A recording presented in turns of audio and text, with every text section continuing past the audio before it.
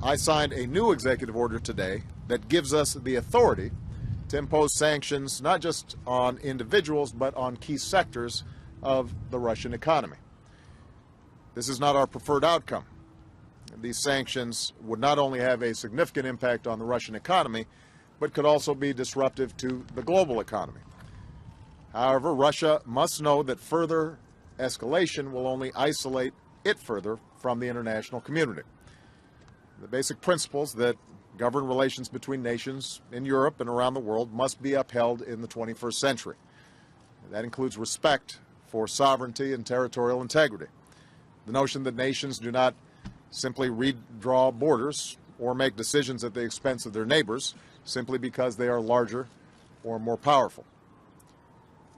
One of our other top priorities continues to be providing assistance to the government of Ukraine so it can stabilize its economy and meet the basic needs of the Ukrainian people.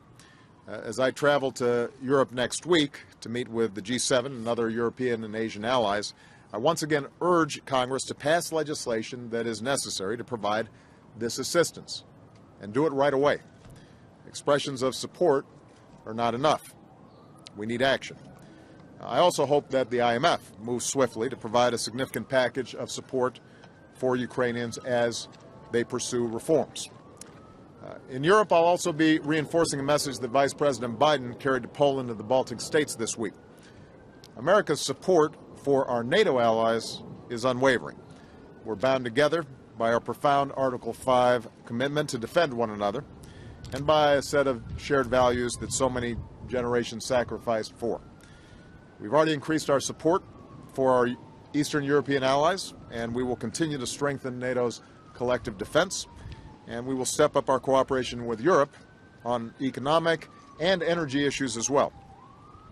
Now, let me close by making a final point. Diplomacy between the United States and Russia continues.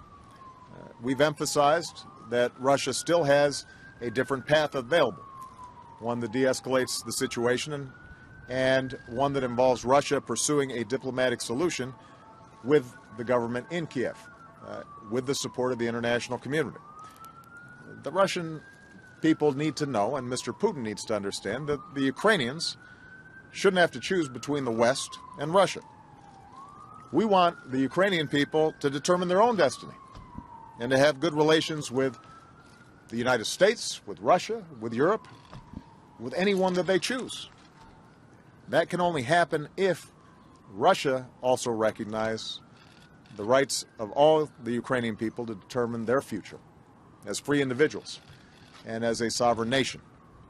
Rights that people and nations around the world understand and support.